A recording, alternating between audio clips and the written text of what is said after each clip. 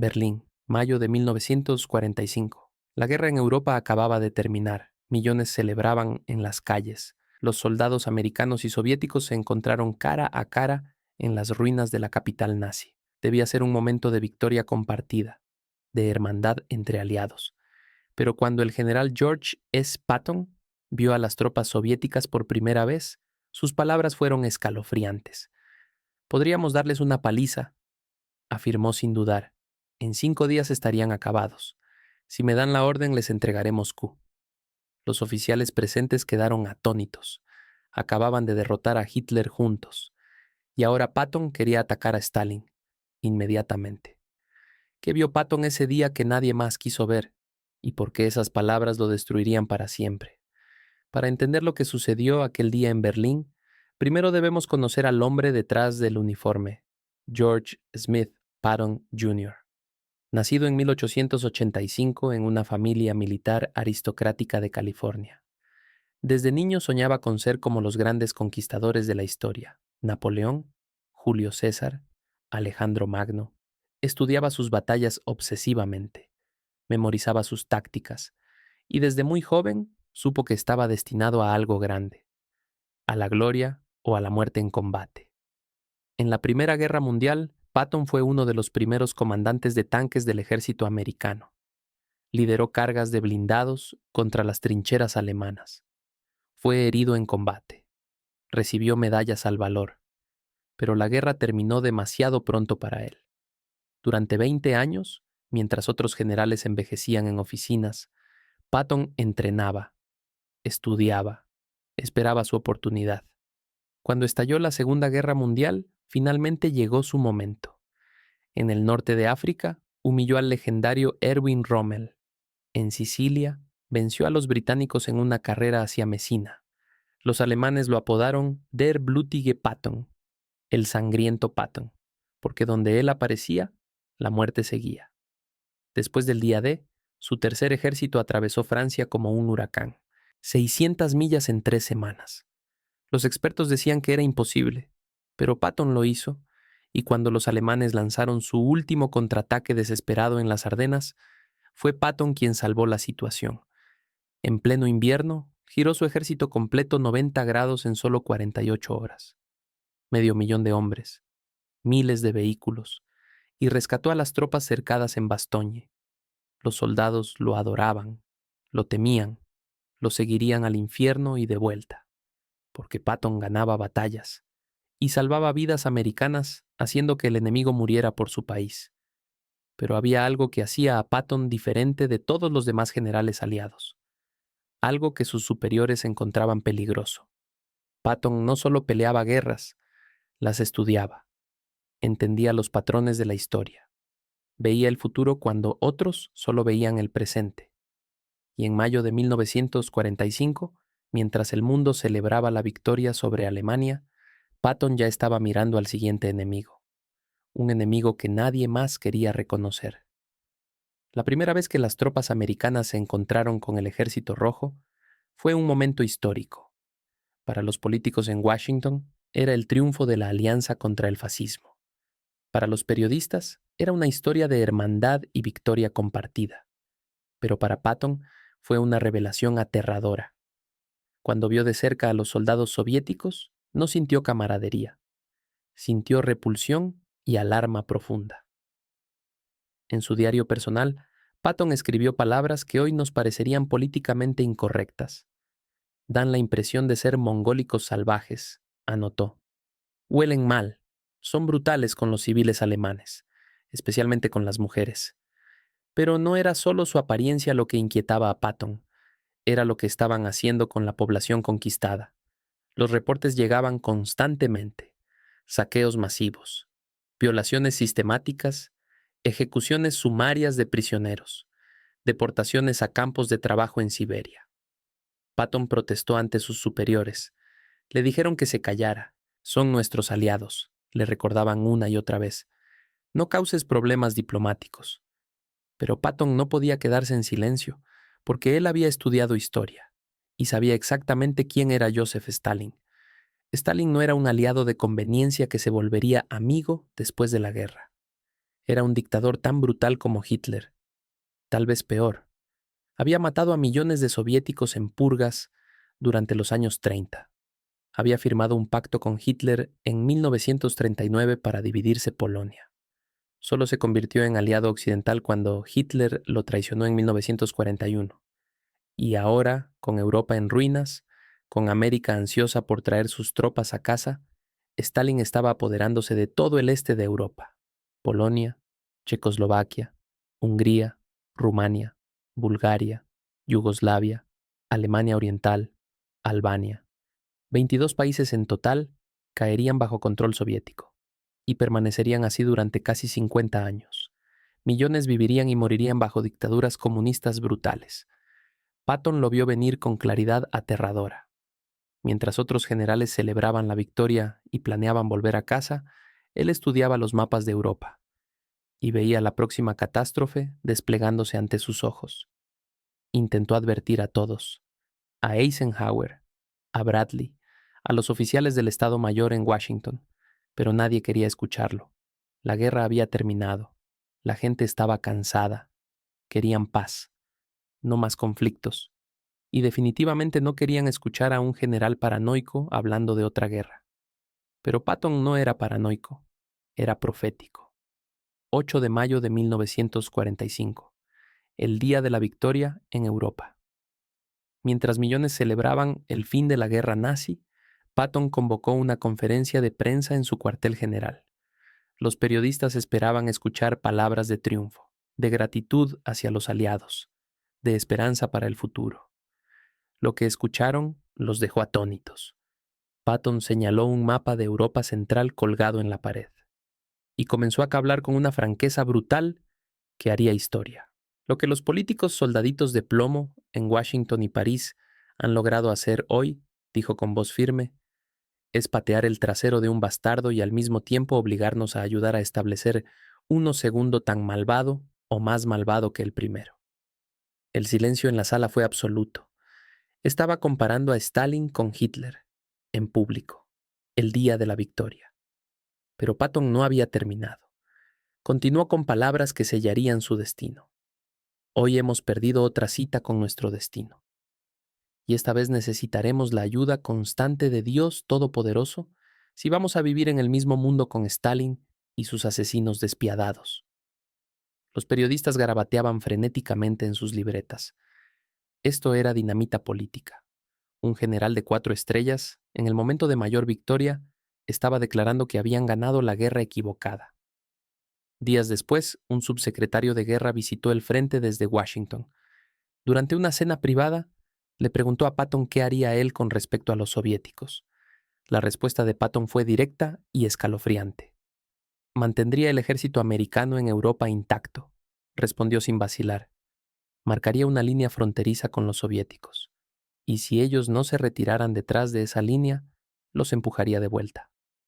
A la fuerza. El diplomático quedó horrorizado. General, no se da cuenta de la fuerza de esta gente, protestó. Los soviéticos tienen millones de soldados. Han destruido al ejército alemán. Son la máquina militar más poderosa de Europa. Patton se rió. Fue una risa corta, despectiva, y entonces pronunció las palabras que Washington nunca le perdonaría. Podríamos darles una paliza infernal, afirmó con total confianza. Con el tipo de lucha que yo puedo darles, los rusos podrían defenderse tal vez 5 días, una semana como máximo. Después de eso no importaría cuántos millones de hombres tengan.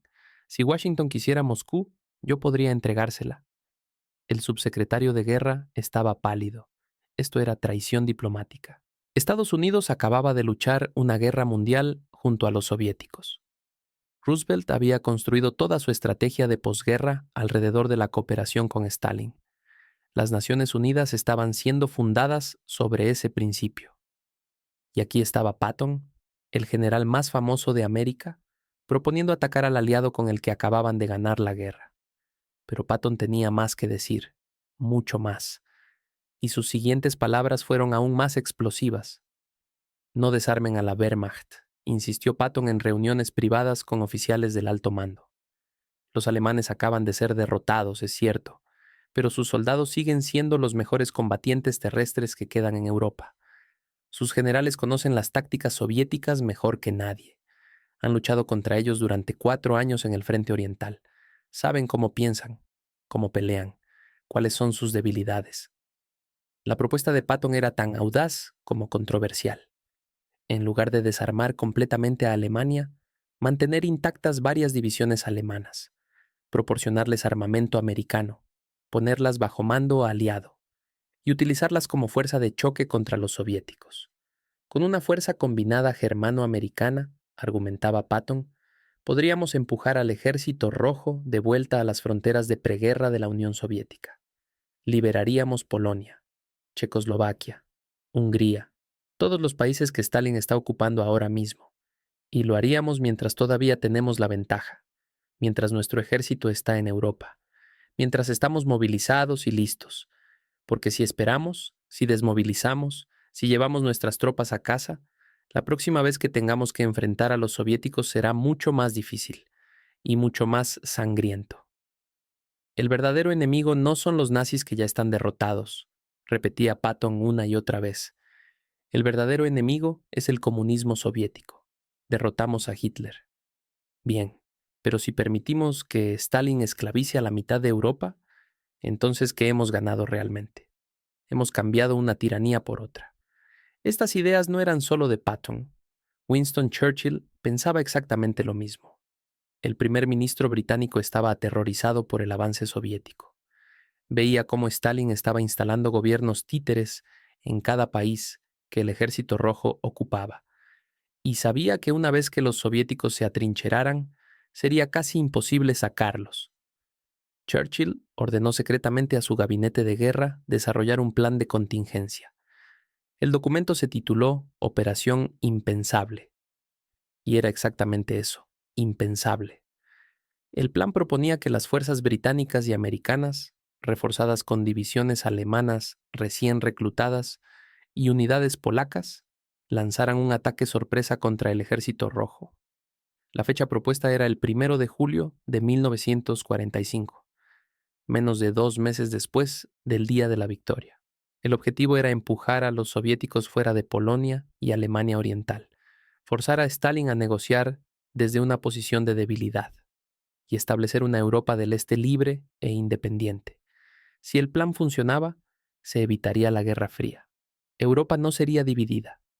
Millones no morirían en gulags soviéticos, pero si fallaba, el mundo se hundiría en una tercera guerra mundial inmediata, con armas nucleares a punto de entrar en escena. Churchill, Patton y Montgomery estaban dispuestos a correr el riesgo, pero había un hombre que tenía el poder de veto, y ese hombre dijo no. Dwight David Eisenhower, comandante supremo de las fuerzas aliadas en Europa, el hombre que había planeado el día D, el héroe de la victoria y el superior directo de Patton. Cuando los planes de atacar a los soviéticos llegaron a su escritorio, Eisenhower los rechazó de inmediato, no por razones militares. Eisenhower sabía que militarmente era factible. El ejército americano estaba en su apogeo. Los soviéticos estaban exhaustos después de 4 años de guerra brutal. Sus líneas de suministro estaban sobreextendidas, y la moral de sus tropas era baja después de las pérdidas masivas que habían sufrido. Un ataque bien coordinado podría funcionar, pero Eisenhower rechazó el plan por razones políticas. Primero, Washington había dejado muy claro que no habría más guerra. Roosevelt, aunque ya muerto, había construido toda la arquitectura de posguerra alrededor de la cooperación con Stalin. Truman, el nuevo presidente, estaba comprometido con ese camino. Las Naciones Unidas dependían de ello. La paz mundial dependía de ello. Segundo, los soldados americanos querían ir a casa.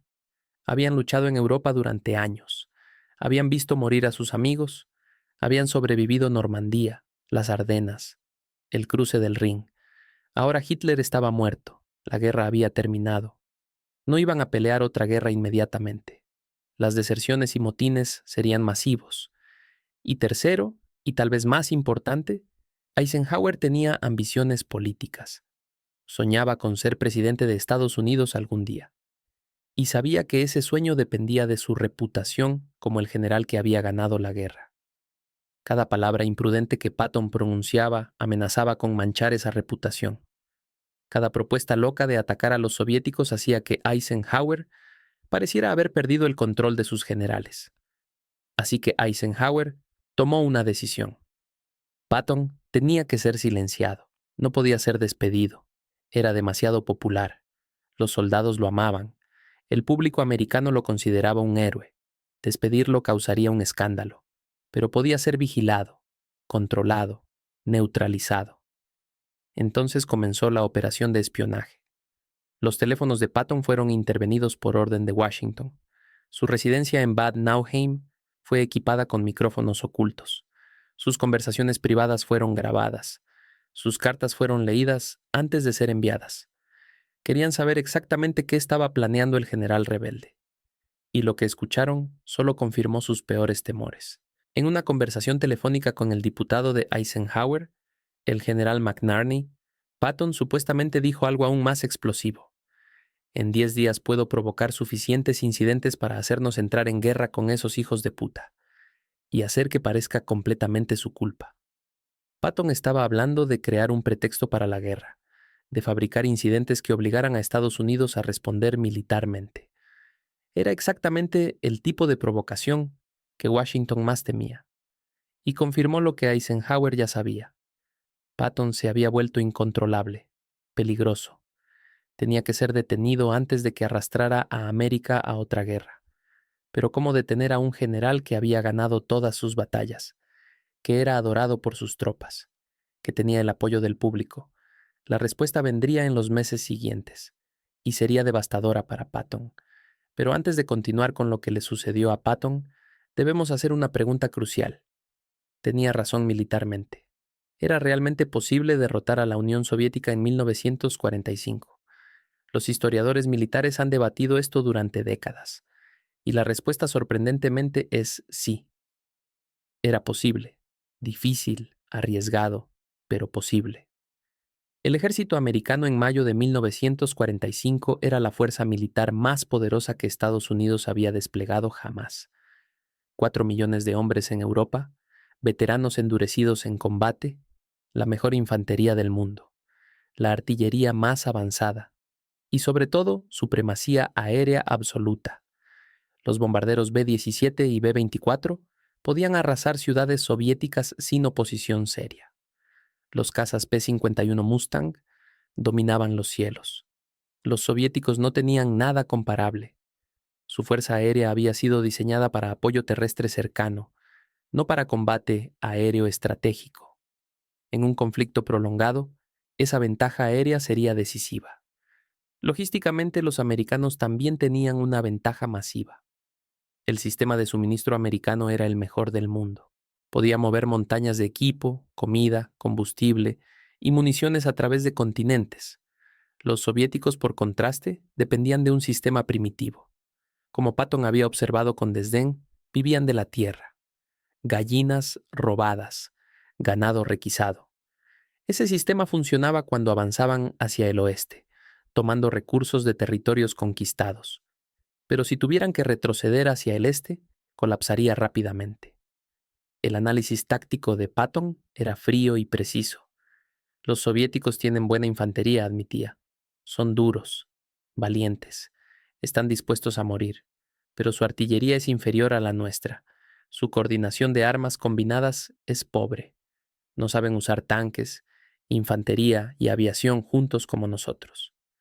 Patton estimaba que en combate directo, un soldado americano valía por 3 soviéticos, no por ser superiores racialmente, sino por mejor entrenamiento, mejor equipo y mejor liderazgo. Con el tipo de guerra móvil que yo pelearía, argumentaba Patton, los soviéticos no podrían sostener la lucha más de una semana. Sus líneas de suministro colapsarían, sus tanques se quedarían sin combustible, su infantería sin municiones, y entonces simplemente se desintegrarían. Y en cuanto a Berlín, la ciudad que Eisenhower había decidido dejar a los soviéticos, Patton tenía una visión clara. Puedo tomar Berlín en 2 días, le dijo a Eisenhower en abril de 1945. El comandante del 9º Ejército, general William Simpson, estuvo de acuerdo. Sus tropas estaban a menos de 100 kilómetros de la capital alemana. Los alemanes en esa zona estaban rindiéndose en masa a los americanos, porque sabían que los soviéticos los ejecutarían o los enviarían a Siberia. Pero si supieran que los americanos iban a tomar Berlín, la ciudad habría caído con resistencia mínima. En cambio, Eisenhower ordenó detenerse, y Berlín fue dejada para Stalin. El asalto soviético a Berlín costó más de 300.000 bajas. Fue una de las batallas más sangrientas de toda la guerra, pero podría haber sido evitada. 3 semanas después de la caída de Berlín, Patton escribió a su esposa Beatriz una carta desgarradora. Durante la primera semana después de que los soviéticos tomaron la ciudad, todas las mujeres alemanas que corrían eran disparadas. Las que no corrían eran violadas. He visto los reportes. Es una barbarie sistemática. Y yo podría haber tomado Berlín si me lo hubieran permitido. Podría haber salvado a esas personas. Pero me ordenaron detenerme y dejar que los rusos la tomaran. Es una tragedia que vivirá conmigo para siempre. Entonces la pregunta no es si Patton podría haber derrotado a los soviéticos militarmente. La pregunta es si valía la pena intentarlo. Si el costo político y humano habría justificado el objetivo de liberar Europa del Este. La historia nos dio la respuesta décadas después. Lo que Patton predijo en mayo de 1945 se hizo realidad con exactitud aterradora. Apenas meses después de su muerte, comenzó la Guerra Fría. Winston Churchill pronunció su famoso discurso del telón de acero en marzo de 1946. Desde Stettin en el Báltico hasta Trieste en el Adriático, declaró Churchill, un telón de acero ha descendido sobre el continente europeo, y ese telón no se levantaría durante 44 años. Polonia, por la cual Gran Bretaña y Francia habían declarado la guerra a Hitler en 1939, terminó bajo una dictadura comunista incluso más brutal. Checoslovaquia, la democracia modelo de Europa del Este, fue tragada por un golpe comunista en 1948. Hungría intentó rebelarse en 1956. Los tanques soviéticos aplastaron la revolución y mataron a miles. Yugoslavia vivió bajo la dictadura de Tito, Rumania bajo Ceausescu, Bulgaria bajo Zhivkov, Alemania Oriental bajo Ulbricht y luego Honecker, Albania bajo Hoxha, todos gobiernos títeres instalados y mantenidos por el poder soviético. Millones de personas vivieron y murieron sin conocer la libertad. Los gulags soviéticos, los campos de trabajo forzado en Siberia, procesaron a millones de prisioneros políticos, intelectuales, disidentes, cualquiera sospechoso de oponerse al régimen. Las condiciones eran peores que los campos de concentración nazis. Frío extremo, hambre, trabajo esclavo, ejecuciones arbitrarias. Se estima que más de 20 millones murieron en el sistema de gulags durante el gobierno de Stalin. Las hambrunas, las purgas, los gulags. Millones murieron bajo el comunismo soviético. Esta fue la realidad que Patton predijo y que intentó prevenir.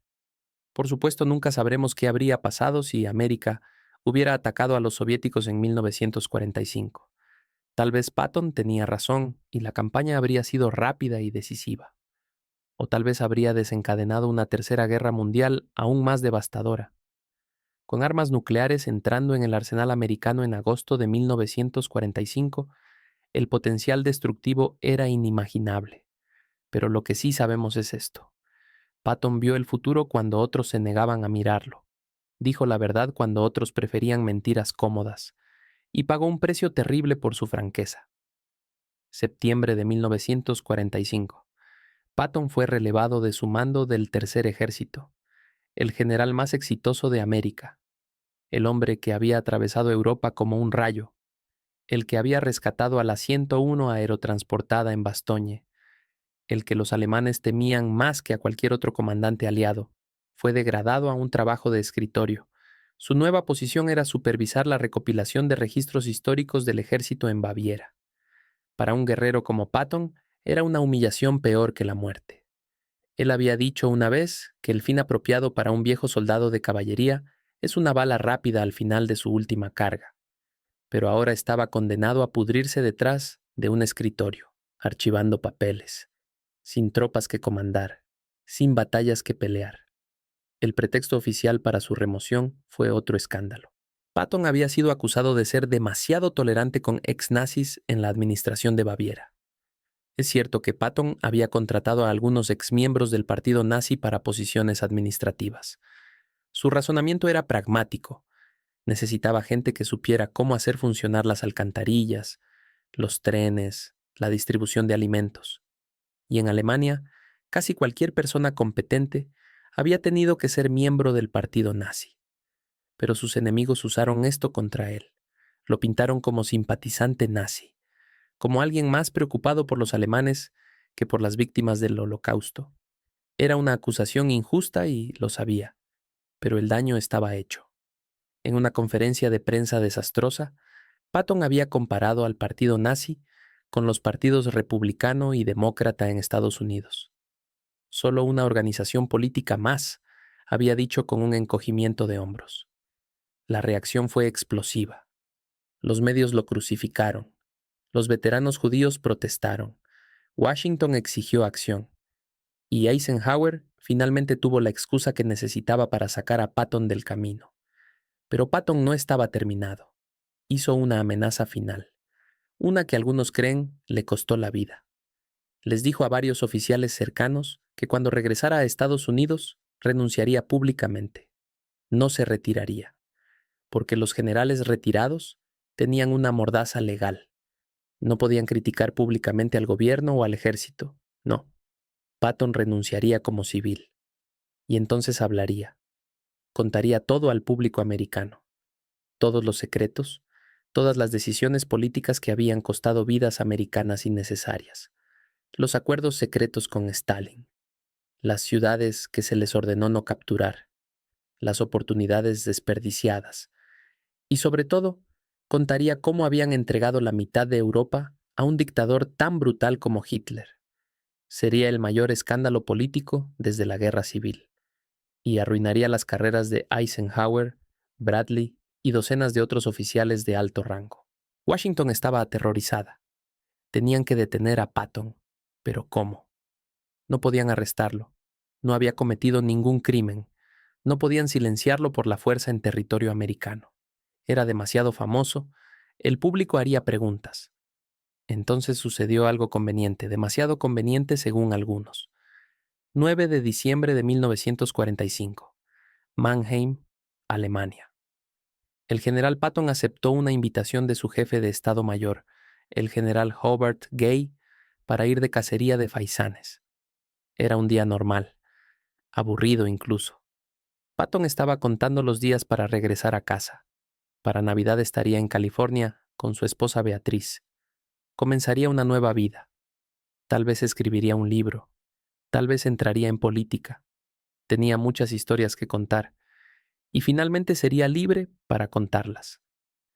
A las 11:45 de la mañana, Patton iba en el asiento trasero de su Cadillac personal. El general Gay estaba sentado junto a él. Al volante estaba un joven soldado llamado Horace Woodring.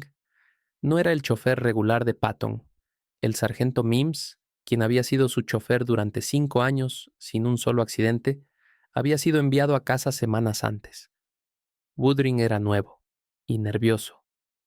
Mientras el Cadillac avanzaba por una carretera industrial cerca de Mannheim, un camión del ejército americano apareció repentinamente. Giró a la izquierda directamente en el camino del coche de Patton. Woodring frenó, pero no fue suficiente. El impacto fue menor. El camión apenas sufrió daños. Woodring y el general Gay solo quedaron sacudidos. El conductor del camión salió ileso, pero Patton fue lanzado hacia adelante. Su cabeza golpeó la partición de vidrio frente a él. Y en ese instante, su vida cambió para siempre. No puedo mover nada excepto mi cabeza, dijo Patton con voz tranquila. Relájense, caballeros. No estoy en condiciones de ser un terror ahora. Trató de hacer una broma incluso en ese momento terrible, pero la situación era grave. Fractura por compresión y dislocación de las vértebras cervicales tercera y cuarta. Lesión de la médula espinal cervical. Patton estaba paralizado del cuello hacia abajo. Fue trasladado rápidamente al hospital militar en Heidelberg. Los mejores neurocirujanos fueron llamados. Su esposa Beatriz voló desde Boston en un avión del ejército para estar a su lado. Durante los primeros días los médicos tenían esperanza. Patton estaba consciente, podía hablar, podía comer. Con suerte, decían, podría recuperar algo de movimiento con el tiempo. Pero Patton sabía la verdad. Nunca volvería a caminar, nunca volvería a montar a caballo, nunca volvería a comandar tropas. Para un guerrero como él, era un destino peor que la muerte. Esto es una forma terrible de morir, le dijo a su esposa. Los médicos intentaron mantenerlo optimista, pero Patton conocía su cuerpo. Sabía que no sobreviviría. Durante 12 días, luchó. Beatriz estaba con él constantemente. Leía sus cartas, le recordaba sus victorias, los soldados que había salvado, las batallas que había ganado. Pero el 21 de diciembre, 4 días antes de Navidad, la condición de Patton empeoró repentinamente. Esa tarde, mientras Beatriz salía brevemente a cenar, una enfermera notó que Patton había dejado de respirar. Los médicos corrieron a su habitación, pero era demasiado tarde. A las 5:45 de la tarde, el corazón de George S. Patton dejó de latir. La causa oficial de muerte fue embolia pulmonar, insuficiencia cardíaca congestiva, complicaciones de sus lesiones. Tenía 60 años. Y aquí es donde la historia se vuelve extraña, muy extraña. No hubo investigación oficial del accidente. A pesar de que un general de 4 estrellas había resultado paralizado, ninguna junta militar investigó lo sucedido. No se realizó autopsia del cuerpo de Patton. A pesar de que su esposa dio permiso, el ejército se negó. Los archivos completos sobre el accidente desaparecieron misteriosamente. Durante décadas, investigadores intentaron encontrarlos en los archivos nacionales. Nunca aparecieron. Y el Cadillac que Patton usaba ese día, el que supuestamente está en exhibición en el Museo Patton en Fort Knox, Kentucky, no es el mismo coche. Los números de serie no coinciden. Es una réplica. El coche real nunca fue encontrado. ¿Por qué? ¿Qué estaban ocultando? Las teorías comenzaron casi inmediatamente. Algunos apuntaban a la OSS, la Oficina de Servicios Estratégicos, precursora de la CIA. Patton había hecho enemigos poderosos en Washington. Su plan de renunciar y revelar secretos amenazaba a muchas carreras. Tenían motivo. Otros apuntaban a los soviéticos. Patton había sido el crítico más vocal de Stalin. Sus llamados a atacar a la Unión Soviética eran bien conocidos. El NKVD, la policía secreta soviética, tenía agentes en toda Alemania y tenían experiencia asesinando enemigos y haciendo que parecieran accidentes. También tenían motivo. En 1979, un ex agente de la OSS, llamado Douglas Basata, hizo una afirmación explosiva. En una conferencia militar, Basata declaró públicamente que le habían pagado para asesinar a Patton, que el jefe de la OSS, William Donovan, se lo había pedido personalmente. Basata afirmó que no había participado directamente porque conocía y respetaba a Patton, pero dijo que el accidente